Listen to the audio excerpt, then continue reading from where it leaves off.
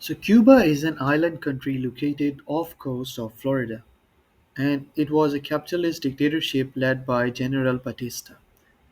Now, even though he was a dictator, the US supported him just because he was anti-communist.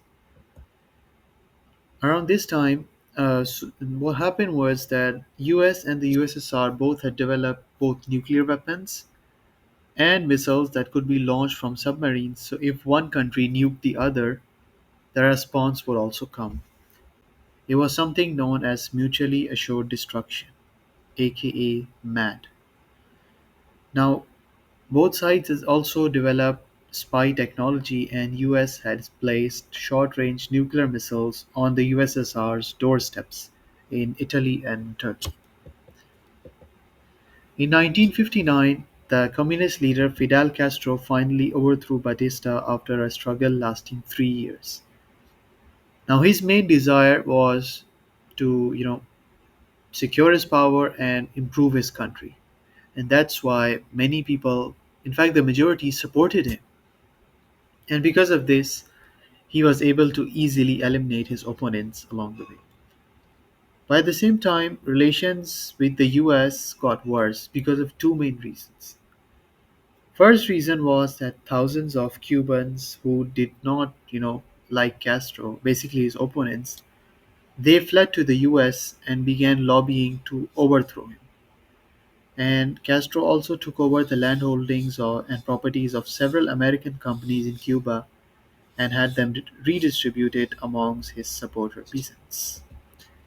So the US decided to make problems for Castro.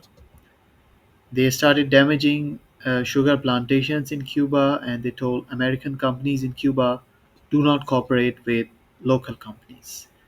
They also began training Cuban exiles to fight Castro and his regime. But Castro gave a very mixed response.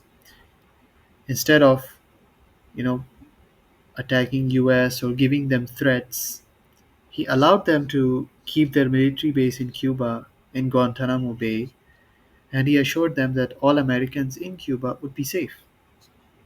But behind the scenes, he also established relations with the USSR and began receiving arms from them. And the whole time, CIA spies were infiltrating his activities, so the US knew all this. He didn't tell them, but they knew it. Then came the Bay of Pigs invasion. Basically, in January 1969, the US broke off all relations with Cuba, and Castro realized that he was about to get invaded. And guess what? He was correct. The CIA had armed and funded some 1,400 exiles, and in April, they landed them at a place called Bay of Pigs in Cuba. Now, these exiles were met with 20,000 Cuban troops, and within a week, their game was over. All of them had been either killed or captured. The invasion was a complete failure, and there were multiple reasons behind that. Firstly, the Americans, couldn't keep this secret properly. They were supposed to keep it a secret, but they didn't. So Castro already knew that the invasion would happen. And then there were insufficient Spanish speaking staff in the CIA. And Cuba is a Spanish speaking country. So, there were communication issues as well. Then there was lack of coordination between the US departments. For example, air support from the US didn't come during the Bay of Pigs invasion.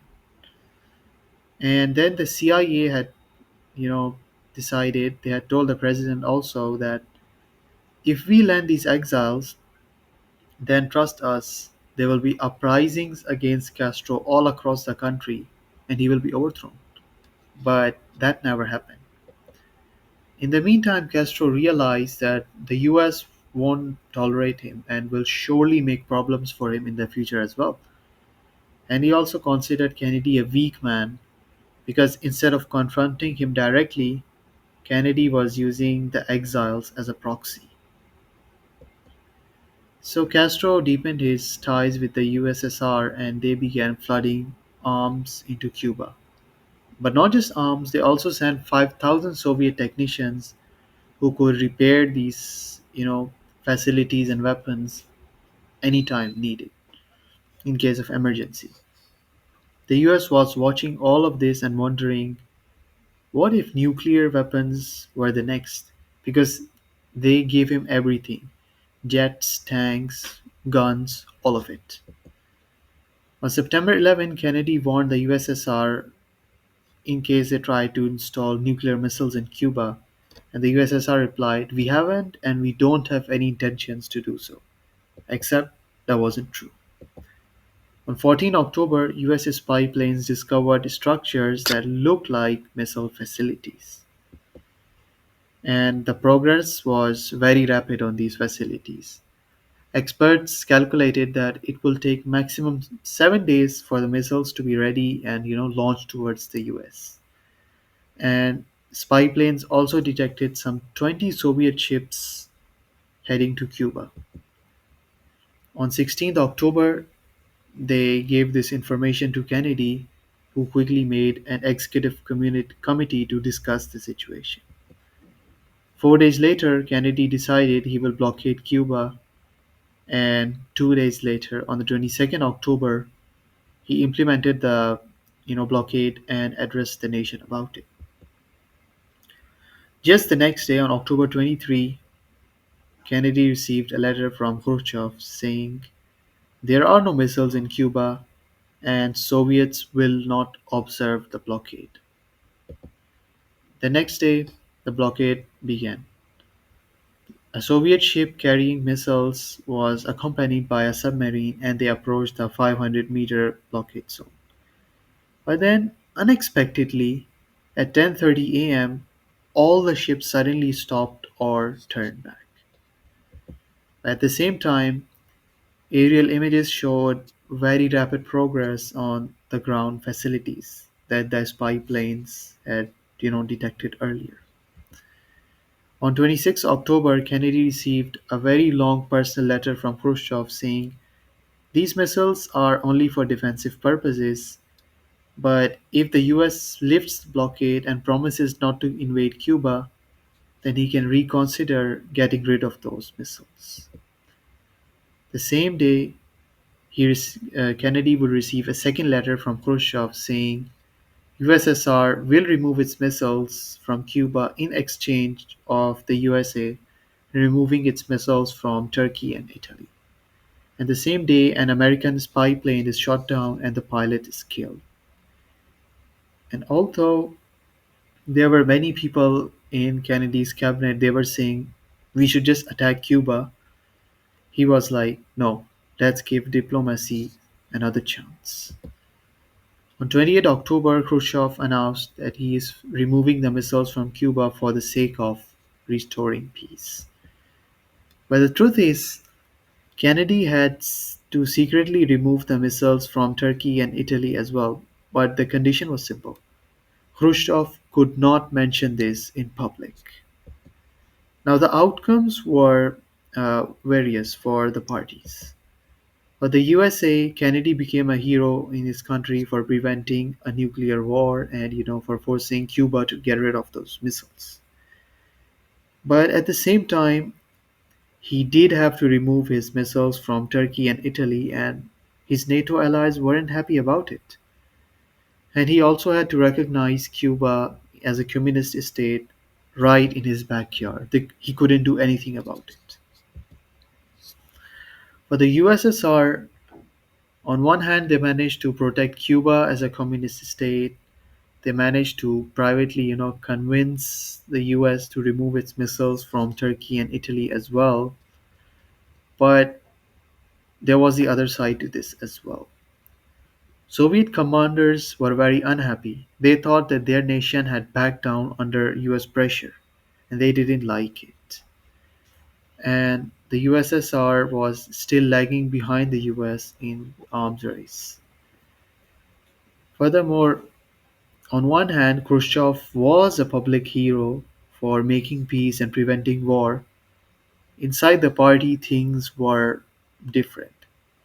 The elites were against him, the commanders didn't like it, party officials didn't like it, and slowly it began to, tank his popularity. And in 1964, he was forced to resign. This played a very important role in that as well. For the Cold War, the outcomes were that the USSR concluded that their nuclear arsenal was good enough to force the US to respect it. They didn't need to develop their missile technology further.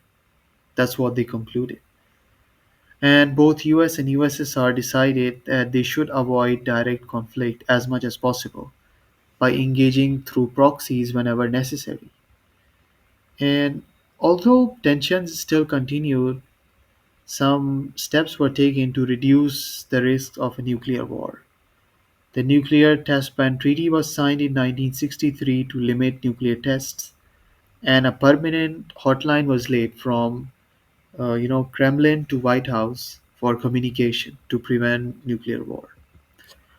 For Castro and Cuba, the outcomes were kind of disappointing, you can say.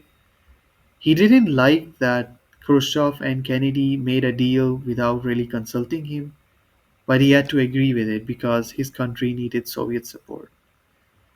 In the meantime, Cuba, however, also remained a communist safe haven, and during the Angolan Civil War in the 70s, they provided shelter and support to the communist fighters. Castro also remained in control of the American companies he had nationalized earlier, so he wasn't obliged to give those back. So, was communism successfully contained? In this case, your answer depends on how you justify it. You can say yes because USSR was prevented from putting its missiles in Cuba, because if they did it, it would have been really troublesome for the Americans. But at the same time, you can also say no because Cuba remained a communist state. The Americans couldn't get rid of the communist regime, and the USSR also managed to, get the Americans to withdraw their missiles from Turkey and Italy. So it wasn't an American victory that the Soviets didn't put missiles on Cuba. It was actually a tit for tat response, except the Soviets weren't allowed to mention in public that the US was removing its missiles from Turkey and Italy. Thank you for watching.